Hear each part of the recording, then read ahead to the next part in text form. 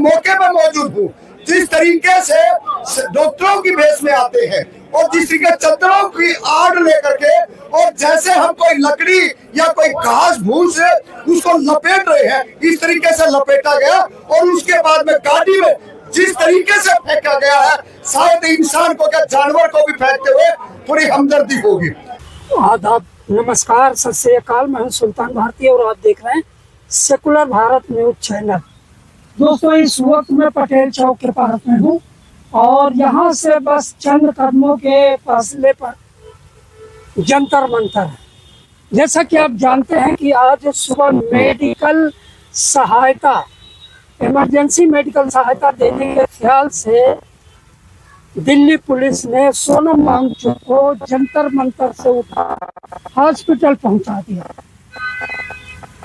आरोप है कि ऐसा करने के पीछे पुलिस की और सरकार प्रशासन की ये मंशा थी कि सोनम वांगचुक जो इस सारे मूवमेंट के, सीजेपी आंदोलन के एक आत्मा समझे जाते हैं, उनके न होने से एकदम से ये आंदोलन पैरालाइज हो जाएगा। लेकिन क्या ऐसा हुआ?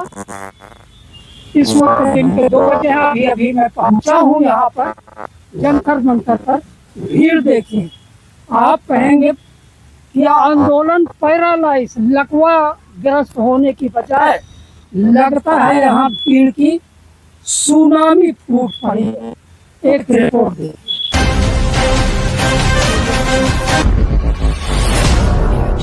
जंतर मंतर पर आज भीड़,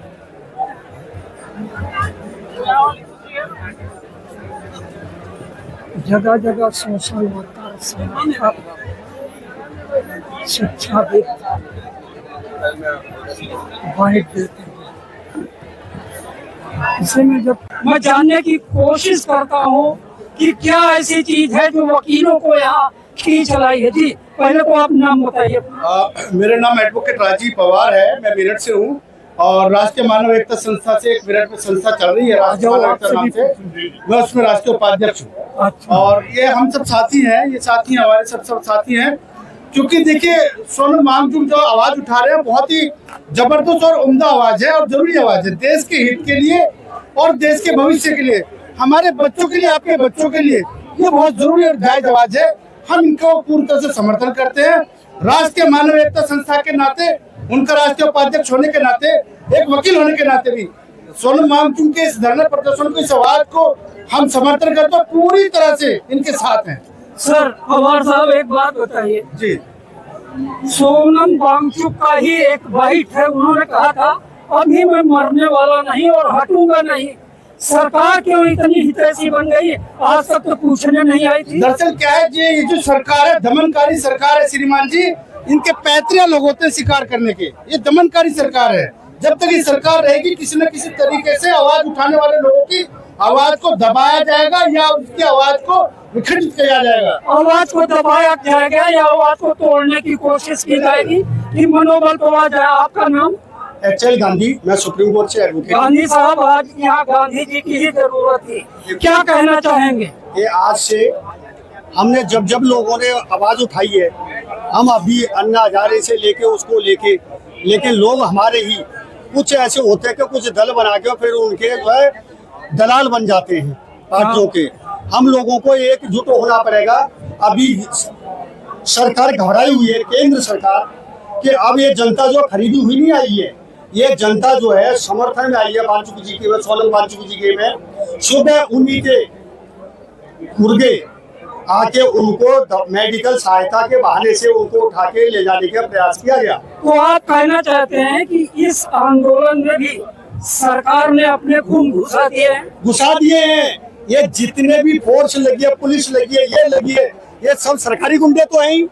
ये लोगों पे, हमारे बच्चों पे, हमारी बेटियों पे, हमारे बहनों पे, हमारे भाइयों पे, हमारे बुजुर्गों पे, हमारे नौजवान साथियों पे इनको लठ मारे जाते हैं, धक्का मुक्की करी जाती है, लेडीजों के साथ में बदतमीजी की जाती है। और ये लोग जो है सरकारी गुंडे हैं।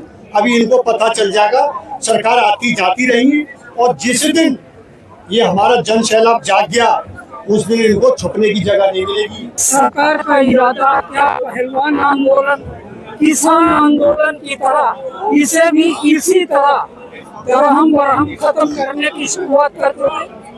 देखिए, जिस तरीके से सरकार की जो मंशा रही है 14 सालों में, इसमें सारे हथकंडे जितने भी जो इनके पास षड्यंत्र थे, वो तमाम तरीके के षड्यंत्र इन्होंने यूज कर लिए। आज जो स्थिति सुबह हुई है, हम वर्तमान पे आते हैं। आज जो परिस्थिति हुई है, उस परिस्थिति ने ये बता दिया है कि ये सरकार सबसे ज्यादा निकम्मी और जलील और जल्लाद जैसे शब्द भी यूज करे तो कम नहीं है, क्योंकि 20 दिन से लगातार कंटिन्यू जो धरने पे प्रोटेस्ट में बैठा है, वो भी इस देश का साइंटिस्ट जो विदेशों के अंदर ऐसो आराम की जिंदगी जी सकता है, वो आपके बच्चों के भविष्य के लिए, आपके आने वाली पीढ़ी के लिए यहाँ पे जान दांव पे लगा रखा है। लेकिन इस सरकार ने जिस तरीके से 6 बजे मैं मौके पर मौजूद हूँ, जिस तरीके से डॉक्टरों की भेष में आते हैं और जिस तरीके चद्दरों की आड़ लेकर के, और जैसे हम कोई लकड़ी या कोई घास भूस उसको लपेट रहे हैं, इस तरीके से लपेटा गया और उसके बाद में गाड़ी में जिस तरीके से फेंका गया है, शायद इंसान को क्या जानवर को भी फेंकते हुए थोड़ी हमदर्दी होगी। तो ये सरकार ने उल्टा तीर मैं इसलिए कह रहा हूँ, हमारे हरियाणा में कहावत है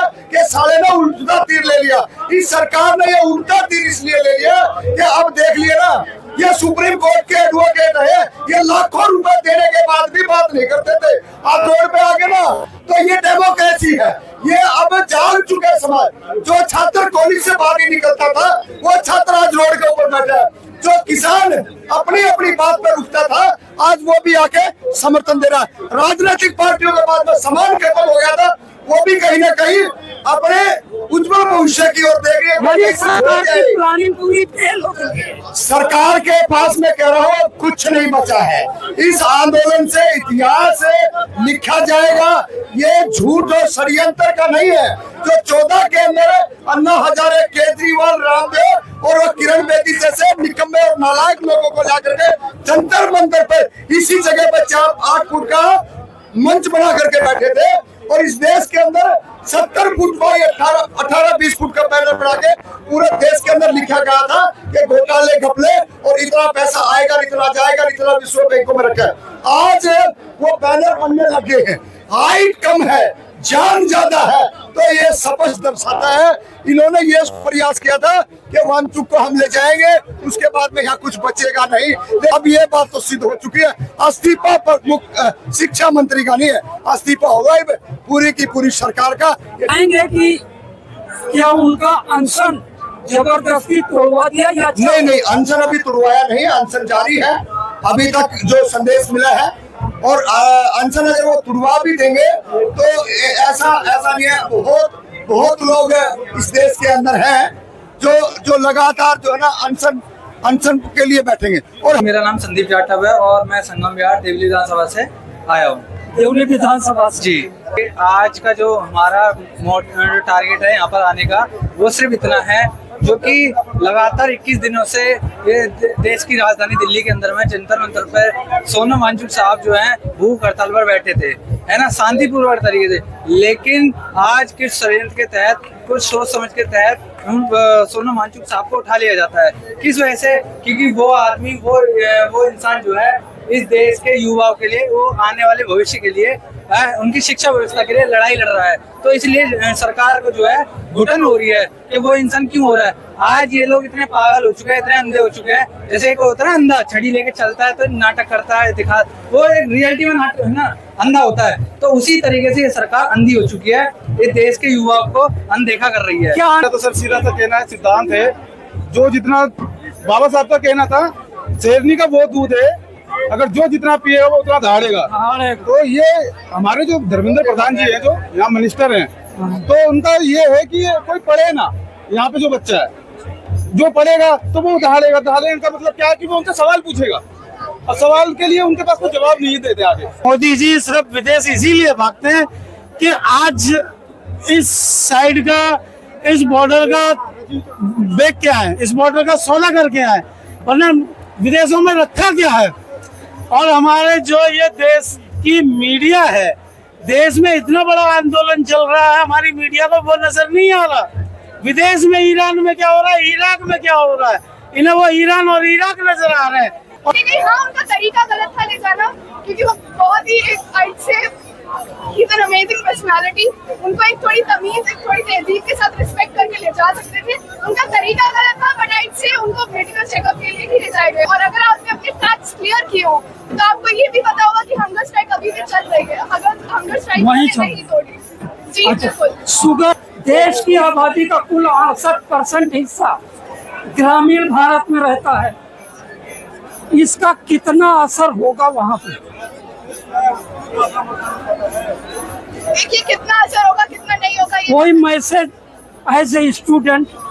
एज ए स्टूडेंट मेरा ओनली एक मैसेज है, 80 से ज्यादा पेपर लीक जो हुए हैं उनकी accountability is one thing that we are asking. ना हम यहाँ पे हिंदू मुस्लिम कर रहे जो आप हर रैली में करते हो, ना हम यहाँ पे कोई रिलीजन की बात उठा रहे, ना फालतू में हम यहाँ को RSS को घसीट रहे, बाकी चीजों को घसीट रहे।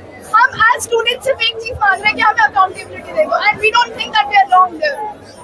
आफ्टर ऑल हम डेमोक्रेसी में हैं, हम तानाशाही में नहीं है, we are not under dictatorship. पिछले आंदोलनों की वजह से, देखो आपके जवाब से एक सवाल है जी। पिछले आंदोलन, पहलवान आंदोलन, किसान आंदोलन, इनसे आपको क्या लगता है? अपना स्वतंत्र विचार दीजिए कि सरकार का कोई डेलीगेशन बातचीत करने आएगा?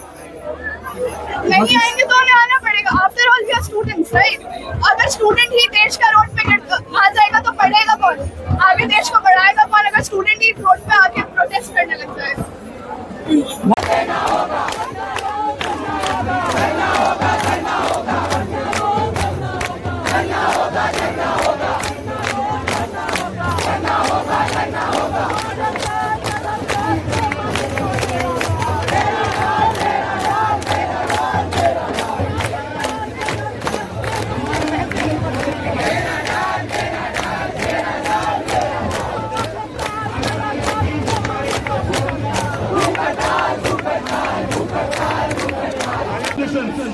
Punishing the culprits. 22 lives have been lost. It's not a joke. ये लोग कुछ नहीं किए. These are all institutional matters. Happened because of the casual actions of the government, because of the faults of the government.